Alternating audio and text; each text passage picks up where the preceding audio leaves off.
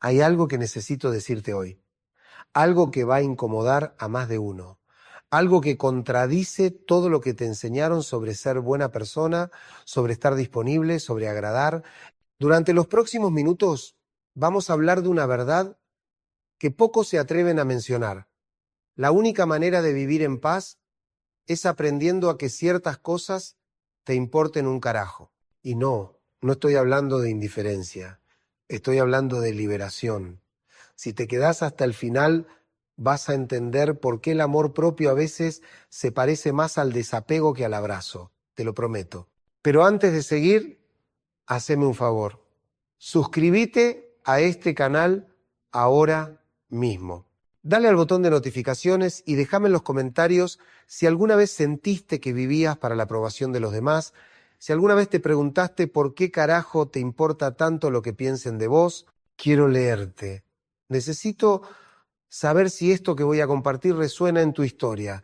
Recuerdo con nitidez a una paciente que vino a mi consulta hace algunos años. La llamaré Marta. Tenía 42 años y llevaba 20 tratando de que su madre la quisiera de la manera que ella necesitaba. 20 años, ¿te das cuenta? 2 décadas de su vida adulta esperando un gesto, una palabra, una mirada que le dijera estoy orgullosa de vos, hija. Pero esa frase nunca llegó. Y lo más doloroso no era la ausencia de la frase. Era que Marta seguía esforzándose, modificando su vida, tomando decisiones, pensando en si su madre las aprobaría. Me acuerdo que en una sesión me dijo, Gabriel, siento que toda mi vida ha sido una audición para un papel que nunca me van a dar. Ahí estaba todo, toda su existencia convertida en una búsqueda de aprobación externa. Y esto no es exclusivo de Marta. Lo veo todos los días en mi consultorio, hombres y mujeres que llegan exhaustos de vivir para otros, de construir sus decisiones en función de miradas ajenas, de sacrificar su verdad por no decepcionar. ¿Sabés qué? Descubrí en más de 30 años de profesión que la mayoría de nosotros vivimos como si nuestra valía dependiera de un voto popular, como si necesitáramos que todos estén de acuerdo con lo que somos para tener derecho a existir así. Y eso, créeme, es una prisión más cruel que cualquier otra. Freud decía que el yo no es el amo en su propia casa, y tenía razón, pero yo agregaría algo. Muchas veces el yo ni siquiera vive en su casa, vive en la casa del otro, en las expectativas del otro, en el juicio del otro. Y ahí, en esa casa ajena, jamás vas a encontrar paz. Pensá en esto. ¿Cuántas veces has dejado de hacer algo que deseabas por miedo al qué dirán? ¿Cuántas veces modificaste una decisión porque alguien podría no estar de acuerdo? No hablo de las grandes decisiones solamente. Hablo también de las pequeñas, de las cotidianas. ¿Desde qué ropa te pones hasta qué carrera estudiás? Desde si te divorciás o no, hasta si tenés hijos o decidís no tenerlos. La vida social nos condiciona desde que nacemos. Nos enseñan a ser buenos, a no molestar, a no incomodar. Y está bien hasta cierto punto. La civilización se construye con acuerdos, con límites. Pero hay una diferencia enorme entre respetar al otro y vivir para el otro. Entre considerar una opinión y entregar tu vida a esa opinión. Volvamos a Marta. En ese momento de su proceso terapéutico, algo empezó a moverse. Le propuse un ejercicio simple. Durante una semana, cada vez que fuera a tomar una decisión, que se preguntara, ¿esto lo estoy haciendo por mí o para que alguien más me apruebe? Simple, ¿no? Pero demoledor. Vino a la siguiente sesión con los ojos rojos. Había llorado mucho esa semana. Gabriel me dijo, me di cuenta de que casi no hago nada por mí. Todo, absolutamente todo. Lo hago pensando en si mi mamá va a estar orgullosa, si mi marido va a estar contento, si mis hijos me van a necesitar. No sé quién soy cuando nadie me mira. Esa frase me partió el alma. No sé quién soy cuando nadie me mira. ¿Te has sentido así alguna vez? Como si tu existencia solo cobrara sentido en la mirada del otro, como si fueras un actor que solo existe cuando hay público. El psicoanálisis nos enseña que el deseo es siempre deseo del otro, pero hay que entender esto bien. No significa que tengamos que someternos al deseo ajeno. significa que nos constituimos en relación con otros, que somos seres de lenguaje y de vínculo. Pero una cosa es constituirse en relación al otro y otra muy distinta es perderse en el otro. Acá viene algo fundamental que quiero que entiendas. La libertad no es hacer lo que se te da la gana sin importar nada ni nadie. Eso es adolescencia, no libertad. La verdadera libertad es poder elegir tu camino sabiendo que habrá consecuencias, que habrá quienes no estén de acuerdo y aún así seguir adelante. Es poder decir no sin culpa. Es poder decir sí sin miedo. Tuve otro paciente, lo voy a llamar Rodrigo, 38 años, exitoso en su trabajo, admirado por sus colegas, pero profundamente infeliz. Había estudiado ingeniería porque su padre era ingeniero y se esperaba que él siguiera sus pasos. Nunca le gustó. Soñaba con ser músico, pero eso era cosa de vagos, según su familia. 38 años y jamás había tocado una guitarra, aunque de chico había tenido talento. Un día me preguntó, ¿no es muy tarde para cambiar? Y yo le respondí con otra pregunta, ¿muy tarde para qué? ¿Para cumplir las expectativas de tu padre? Ya es tarde, tu padre murió hace 5 años. ¿O muy tarde para empezar a vivir tu vida? Ese día algo se rompió en Rodrigo. Romperse no siempre es malo. A veces hay que romperse para poder armarse de nuevo, pero esta vez según tu propio diseño. Meses después,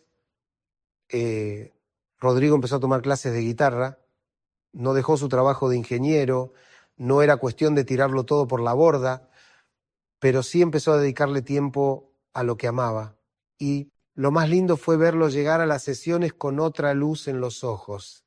Gabriel me dijo una vez, por primera vez en mi vida siento que estoy haciendo algo para mí, no para demostrarle nada a nadie. ¿Ves? Eso es lo que pasa cuando empezás a soltar la necesidad de aprobación. No se trata de convertirse en un egoísta insensible. Se trata de recuperar el timón de tu propia vida. Ahora bien, seamos honestos.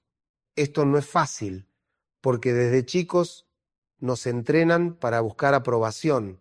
El nene que hace bien la tarea recibe un elogio. La nena que se porta bien es buena. Y esto se va internalizando. Vamos construyendo nuestra identidad en base a esos refuerzos externos. Y de pronto, sin darnos cuenta, somos adultos que necesitan esa palmadita en la espalda para sentir que están bien. El problema es que la palmadita nunca alcanza, nunca es suficiente, porque si tu valor depende de la mirada del otro, estás a merced del otro. Y el otro es cambiante, caprichoso, a veces ausente. Construir tu autoestima sobre la opinión ajena es como construir una casa sobre arena.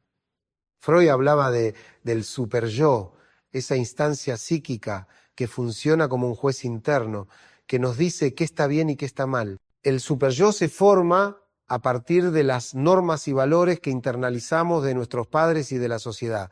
Y está bien que exista, porque nos permite vivir en comunidad, pero cuando ese superyo es demasiado severo, cuando se convierte en un tirano interno que nos castiga por cada deseo propio, entonces tenemos un problema. Muchas veces la gente llega a mi consultorio con un superyo feroz, un juez interno que les dice constantemente que no son suficientes, que deberían hacer más, ser más, dar más, y viven con esa voz en la cabeza que los machaca día y noche.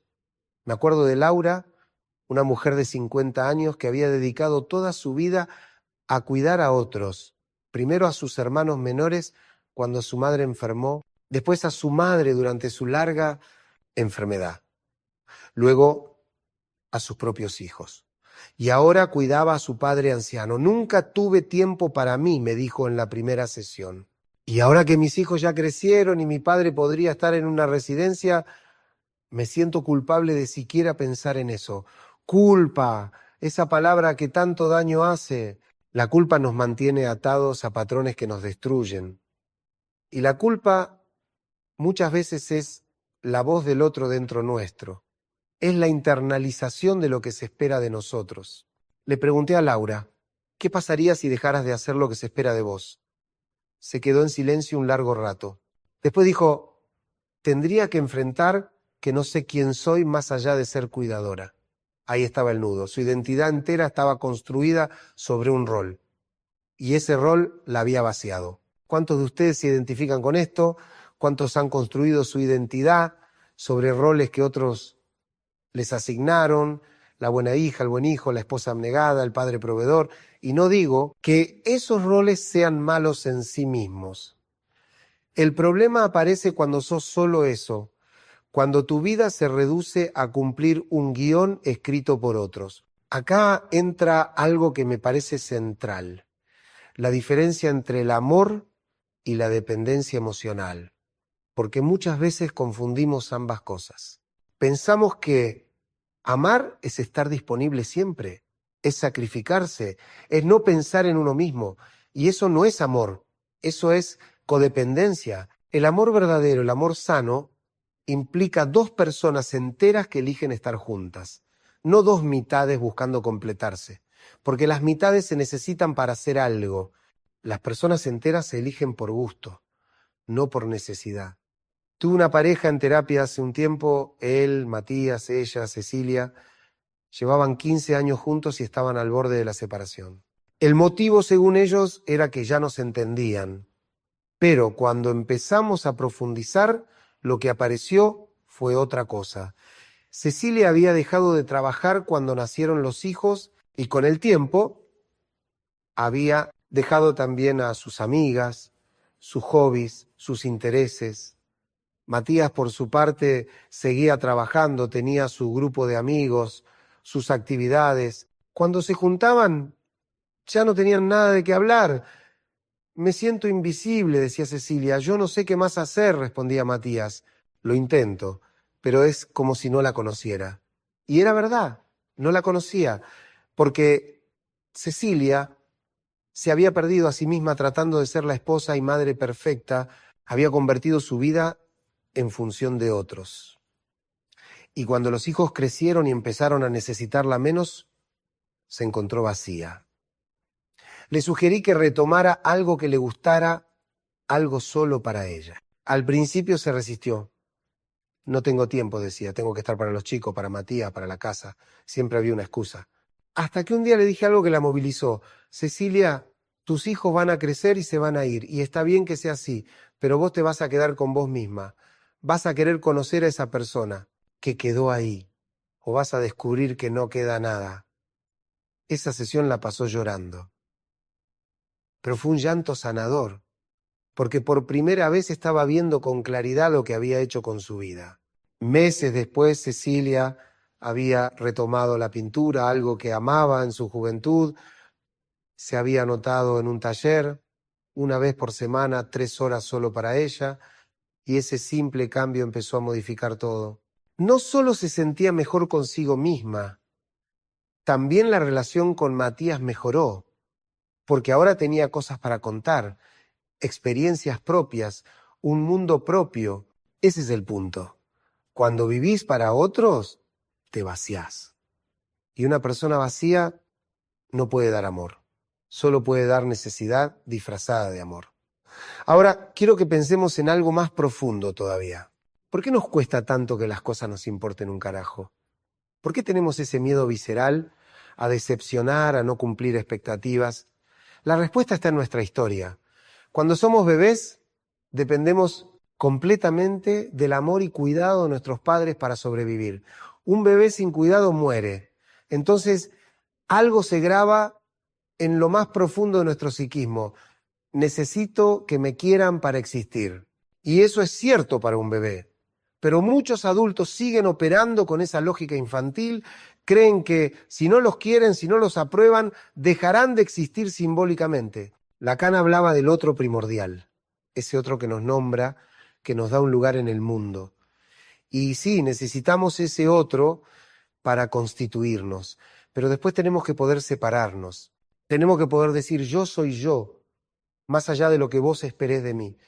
Esa separación es dolorosa, porque implica soledad, implica aceptar que el otro no nos va a salvar, no nos va a completar, no nos va a dar todo lo que necesitamos.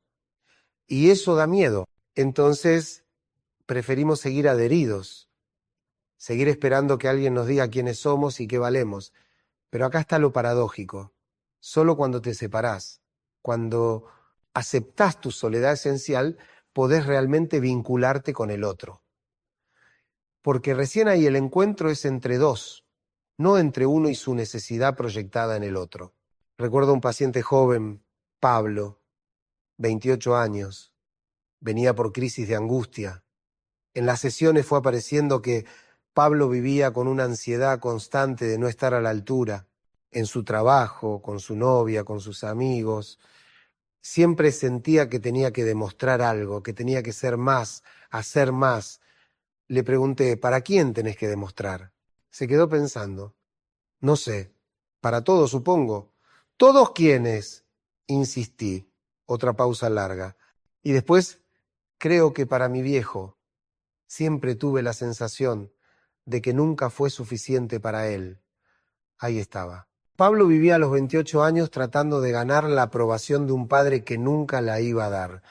No porque fuera un mal padre, sino porque era un tipo exigente que proyectaba en su hijo sus propias frustraciones. Y Pablo había internalizado eso.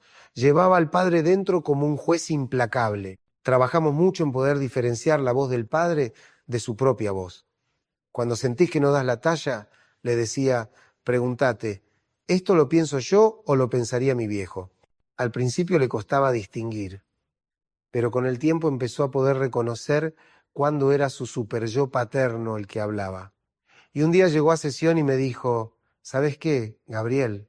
Renuncié a ese trabajo que tanto me estresaba, conseguí otro que paga menos pero me deja tiempo para vivir, y cuando le conté a mi viejo obviamente no le gustó, pero por primera vez no me importó. Por primera vez pude decir, esta es mi vida, no la tuya. Ese día vi a un hombre libre, o al menos empezando a ser libre, porque la libertad no es un punto de llegada, es un camino que hay que recorrer una y otra vez, reafirmando cada día que tu vida te pertenece. Pero ojo, que las cosas te importen un carajo no significa volverse indiferente al dolor del mundo. No es cinismo, es discernimiento, es entender qué merece tu energía y qué no. Es poder distinguir entre lo que genuinamente te importa y lo que te importa solo porque te dijeron que debía importarte. Hay cosas que deberían importarnos. Nuestros vínculos genuinos, nuestros valores profundos, nuestro crecimiento, pero hay un montón de cosas que nos pesan y que en realidad son imposiciones externas. La opinión de gente que ni siquiera te conoce, los mandatos sociales sobre cómo debería ser tu vida, las expectativas que nunca pediste.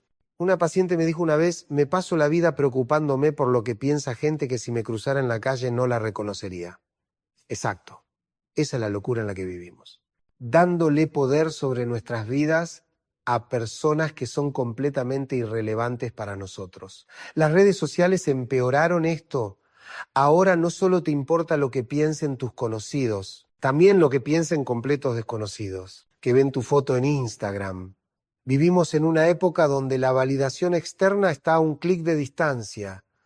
Un like, un comentario, un corazoncito, y nos volvemos adictos a eso. Construimos una versión de nosotros mismos para el consumo ajeno. Y después nos preguntamos, ¿por qué nos sentimos vacíos? Tuve una paciente de 35 años, influencer, como les dicen ahora, vivía de las redes. Cientos de miles de seguidores.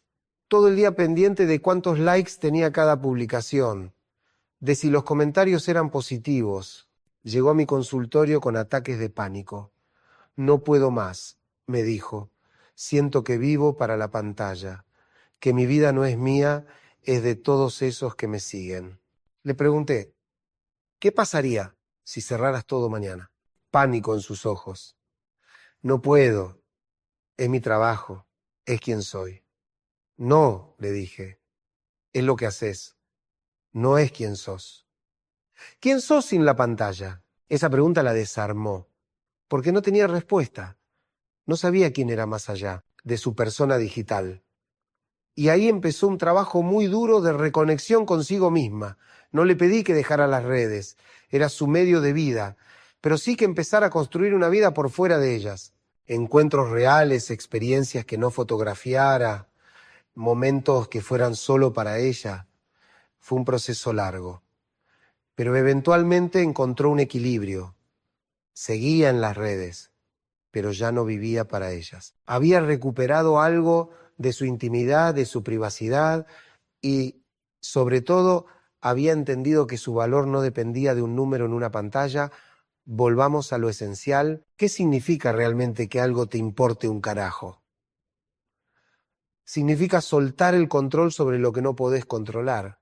Significa aceptar que no le vas a caer bien a todo el mundo y que está bien. Significa entender que no podés salvar a quien no quiere ser salvado. Significa priorizar tu paz mental sobre la aprobación ajena. Suena simple, pero es de las cosas más difíciles que vas a hacer en tu vida, porque requiere valentía, requiere tolerancia a la frustración, requiere aceptar la ambigüedad, el no saber, el no poder controlar todo. En mi experiencia, la gente que logra esto pasa por varias etapas. Primero está la negación. A mí no me pasa eso. Yo no vivo para la aprobación de nadie. Después viene la conciencia, mierda, es verdad, estoy atrapado en esto. Esa toma de conciencia suele venir acompañada de mucha angustia, porque ver que has vivido tu vida según un guión ajeno no es fácil. Después viene la rebeldía, me voy a cagar en todo y en todos. Esta etapa también es problemática porque se confunde libertad con destrucción.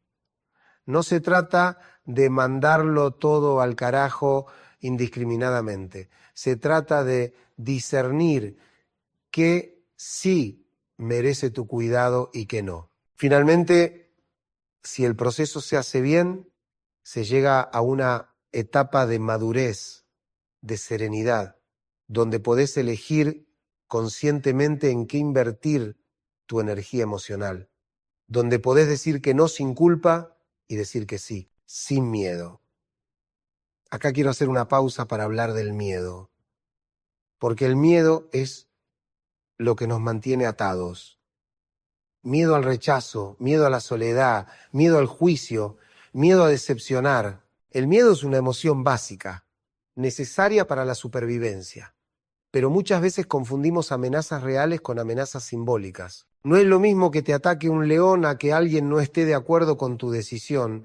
Sin embargo, nuestro cerebro puede reaccionar con la misma intensidad ante ambas situaciones. Freud hablaba de la angustia como señal de peligro, una señal que nos alerta de que algo no está bien.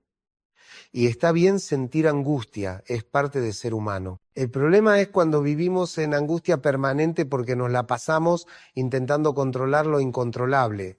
No podés controlar lo que el otro piensa de vos. No podés controlar si te van a querer o no. No podés controlar si tus decisiones van a ser aprobadas por tu familia, tus amigos, la sociedad. Lo único que podés controlar es lo que vos haces con todo eso. Podés elegir vivir tratando de complacer a todos sabiendo que es una batalla perdida. O podés elegir vivir según tus propios valores asumiendo las consecuencias. Hace muchos años tuve un paciente, un tipo mayor, 72 años, había vivido toda su vida como se esperaba de él. Buen marido, buen padre, trabajador incansable, pero nunca había sido feliz. Ahora, cerca del final de sus días, venía a terapia porque estaba lleno de resentimiento. Desperdicié mi vida, me decía. Hice todo lo que se suponía que tenía que hacer y ahora me doy cuenta de que nunca hice lo que yo quería. Fue devastador escucharlo, porque ya no había tiempo. Ya no podía recuperar los años perdidos. Solo podía hacer las paces con su historia y tratar de vivir lo que le quedara con un poco más de autenticidad. No quiero que llegues a los 70 años con ese resentimiento. No quiero que mires para atrás y te des cuenta de que viviste la vida de otro. Por eso te lo digo ahora. Empezá hoy. Empezá a preguntarte qué de lo que estás haciendo es genuinamente tuyo y qué es imitación, qué es mandato, qué es miedo disfrazado de deber. Hablemos de las relaciones, porque es en las relaciones donde más se pone en juego esto de la aprobación. ¿Cuántas parejas están juntas no por amor, sino por miedo a la soledad? ¿Cuántas personas siguen en vínculos que les hacen mal porque tienen terror a decepcionar al otro. El amor verdadero, no es sometimiento, no es anularse por el otro. El amor es encuentro entre dos personas que se eligen libremente. Y para que haya elección libre tiene que haber dos personas libres. Si vos estás atado a tus miedos, a tus necesidades infantiles de aprobación, no sos libre. Y por lo tanto, no podés elegir verdaderamente. Una paciente me decía, pero Gabriel, si yo pongo límites, si digo lo que pienso, él me va a dejar. Y yo le respondía, ¿y si para que se quede tenés que dejar de ser quien sos? ¿Vale la pena? ¿Querés que te quieran por quien sos o por quien pretendés ser? Esa pregunta la hizo llorar, porque en el fondo sabía la respuesta. Sabía que estaba en una relación donde no podía ser ella misma, donde tenía que cuidar cada palabra, cada gesto, para no molestar al otro. Eso no es amor, eso es cárcel. Y sí, después de meses de trabajo, ella puso límites. Y sí, él se enojó, pero no se fue.